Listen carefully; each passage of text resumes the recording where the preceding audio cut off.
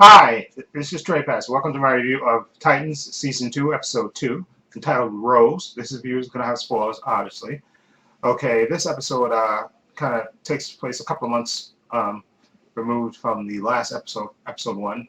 We see that Dick is training Rachel and Gar and Jason, uh, when they're living in the Titans Tower in San Francisco. So they're, going about their training. Of course, Jason is being Jason, complaining, especially because Dick has him basically doing like some sort of this blindfold challenge and stuff to kind of an exercise to know how to, if you lose certain senses, how to still be able to fight.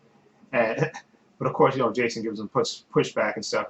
But it's typical Jason Todd. Again, the actor who plays Jason Todd, Curran Walters, is just great, and I'm actually glad that they included him in with these groups of Titans because he's going to get more fleshed out, and we know his comic history, how he turns out. But I think the journey of getting there is going to be fun, and he's a really good actor, Curran Walters, who plays Jason.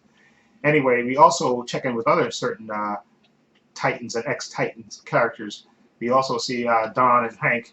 They're living out there in the Midwest on a. It looks like they're at a ranch, and they're working. He's helping people. Hank's helping people, ex-addicts, on a horse farm, I'm assuming, teaching them how to ride and, you know, helping them try to keep on the straight and narrow. And you can see that Dawn is proud of him. She's looking on his pride as he's training and helping a young man, who an ex-addict, get on with his life and training and getting a horse. It looks like they're running like a rehab center thing with horses and stuff.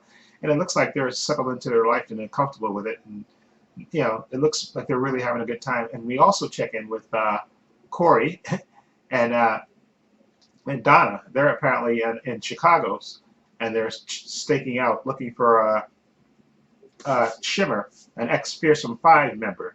Okay, they're checking, basically doing the stakeout, looking for her, and they're doing their banter back and forth, and Donna's asking her, about what her life was and stuff, and all this, and so you see them, they're quickly becoming sort of best friends, and I was sort of like that in the comics too with Corey and Donna. So I like that they're carrying that over into this by having those two specifically hang out together on like a stakeout mission.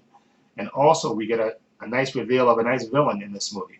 In the beginning of the episode, we see a prisoner in a cell, just where he hears something where the power goes out, and you see him with a big grin on his face, and you hear all this noise going on, all this exposed, all this violence, and then you see his cell opens, and he walks out, and you see him walking down, and most of the guards are laying there dead, except one is struggling to pull himself up, and he's pleading with this character not to hurt him.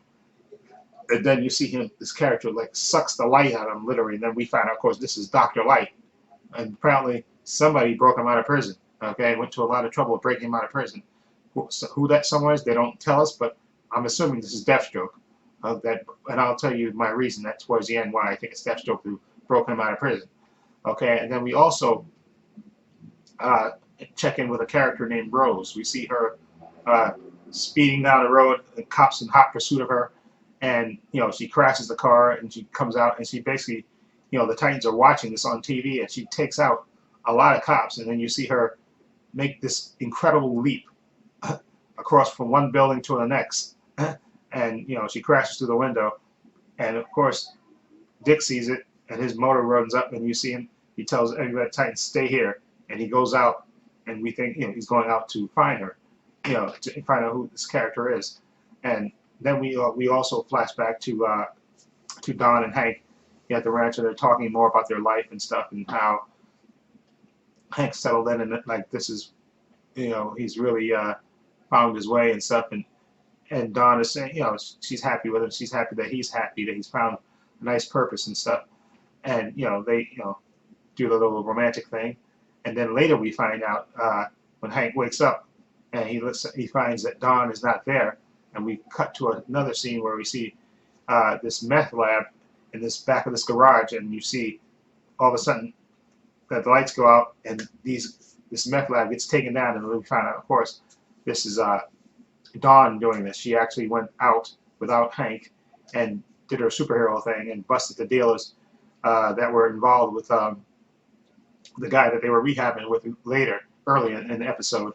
And of course, Hank, sees her when she comes back home, and that's when he says this scene that we see in the trailer where he tells her, "Listen, he's angry." He said, "Listen, I thought we were done with this. You were in a coma for a month.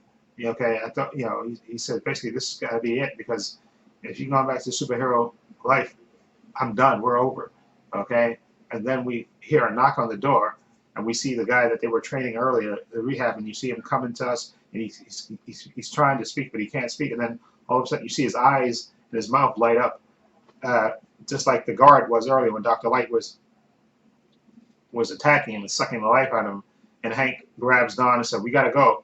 And they run out of the house, and of course this dude literally explodes inside the cabin and explodes the cabinet, and that's when uh, Hank calls Dick and tells him, "Listen, this is Dr. Light. He basically tried to kill us." So, and Dick says, "Well, you got to come to San Francisco. We got to, get ahead of this, okay, and find out what's going on." And then of course we jump back to where Dick is out on the street looking for this girl who made this fantastic leap. He finds her basically sleeping in an alley, and he actually takes her back to Titan Tower, okay, and she wakes up, in the bed in a bedroom, with her wound cleaned and stuff, and she still has the bandage on her eye and stuff, and she's wondering where she is, and when Dick, basically talks to her and tells us, "Listen, this is a place," she's asking where this is and stuff, and then he says, "This is just a place that, people that are special like you that come to train and be themselves." But she kind of wants out, and he tells her, "Listen, just stay a little while, and if you still want to leave, you can leave." And of course, the other Titans, Gar and Rachel, they have a moment where they talk about it and stuff, and Rachel says, "Listen, this is who Dick is. He likes to see wounded birds. He likes to take care of them. He likes to take people in." And then later we see Dick, he wants to help her, and he knows, but he can't really hold her back. He calls Bruce Wayne. He actually calls Bruce, and he has a discussion with him about, should I let her stay? Should I let her go? And should I put a tracker on her? But Bruce explained to him, "Listen, I did the same thing with you, but he says, "Listen, I would do the same thing again because I have to reach you." And Dick is saying, "Listen, okay, I'll let it be up to her. I'll help, give her the help, but if she ultimately wants to leave, I'll let her leave." Okay, and that's a nice thing. We got that conversation again with Bruce and Dick, so they're not so estranged like they made it out to be, in season one, like Dick Grayson hated Bruce Wayne, but now we see that they are close, and that relationship is, they're building it back, or showing that it's still strong, which I think I really respect and like that they did that. Anyway, so we see Dick driving with her, with Rose in the car, and he's about to let her go and go on her way, when all of a sudden they turn around, they hear something ticking in the back, and then they see this light coming from the back of the car, and he grabs her. He knows immediately what it is, and they run out of the car, and then the car explodes, and of course he knows that this is Dr. Light coming to get them. And then we flash back to Chicago where Donna and Corey, they take down Shimmer. They find her on the street, and there's like a mini fight between them, which lasts all of 2 minutes, where they take down Shimmer, and Shimmer goes off. Okay, and then we see Donna is talking to the police still, and Corey offers to go get the tacos, and while she's getting tacos for her, she runs into one of her fellow aliens who dresses her and asks her, it's been a while, and she said, she asked him, did they send anything, anybody else? And then he basically, like you see in the trailer, zaps her and carries her off. And then that's when Donna comes back and notices that she's missing, and then she gets a call, okay, from Dick saying that what happened, okay, and then the episode kind of goes off with Dick and Rose, surviving the explosion that Dr. Light trapped that he set for them.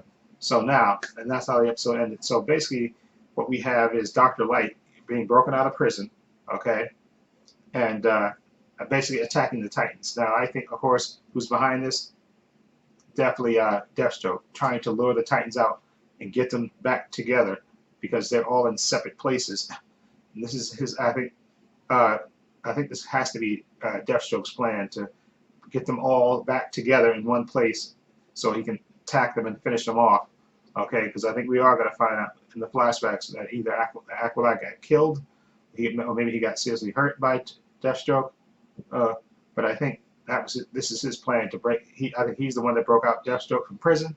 Okay, he's the only one that's badass to do that.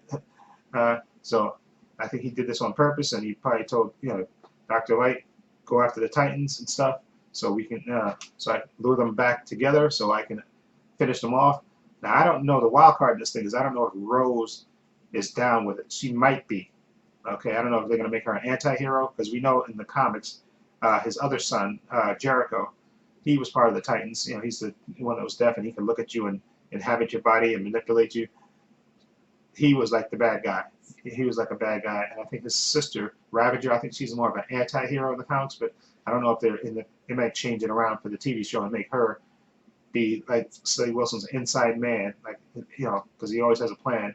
So maybe that's, besides getting Dr. Light to manipulate the Titans to get together, also have Rose on the inside, so they can he can manipulate the Titans and know exactly what's going on. He'll get reports from Rose, and then maybe, like I said, Jericho, which I'm assuming they're going to introduce him in one of these episodes. Maybe he's going to be the good one in this, at least so far. I'm just assuming that's how it's going to be.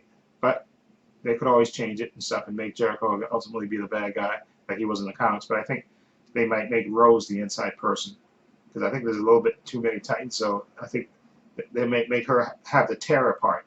For those who read the Titans comic, they know, Terra famously betrayed the Titans, and she was working with Deathstroke. So they may have Rose be the one actually working with her father in this way and have her ultimately betray the Titans. Okay, so I think they may go that way with this, and rather than introducing Terra on the TV show, because Terra's powers are kind of hard to put in real life unless you got a big budget. So I'm thinking maybe they're probably going to just do a variation of that, the Judas contract. I think that was the Judas contract with Terra. So the Deathstroke thing, they may just do that with his daughter Rose. But anyway, let me know what you think of Titans episode 2, titled Rose. What do you think of it? Feel free to leave comments down below. I have links to my social media in the description box: Facebook, Twitter, Instagram. Also have a link to my other channel called Views and Opinions. Please check that out as well. And this is Trey Pastor saying so long and take care.